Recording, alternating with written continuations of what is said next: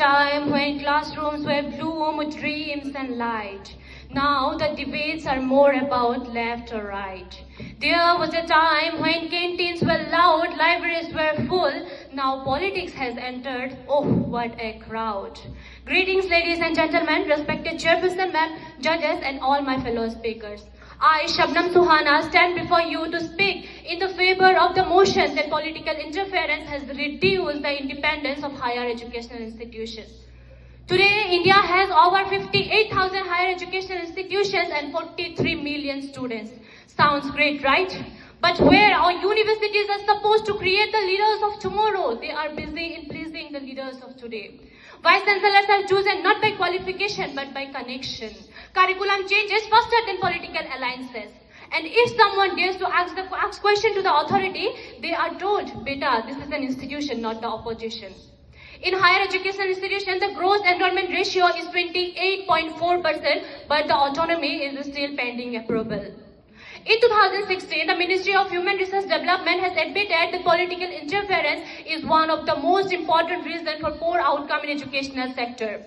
Today, 56% of top-level faculty positions of NIT, IIT and central universities are remain vacant. Not because talent is missing, but because approval is pending somewhere above the academic line below the political line. Honorable Speaker, ma'am, but what the opponents have said, that political interference has no effect on educational independence. But let them give a reality check with the example of Delhi University. In 2023 Delhi University Student Union election, there were over 600 police surveillance, CCTV, police personnel, CCTV surveillance, drones, EVM allegation, and etc. And the campaigns were openly backed by major political parties. When students were selected not by their academic worth but by their political choice, how can we call that independence?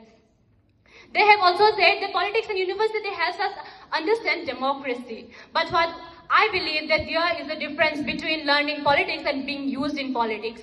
Real leadership is learned by solving problems in the society, not by shouting slogans in the hostel.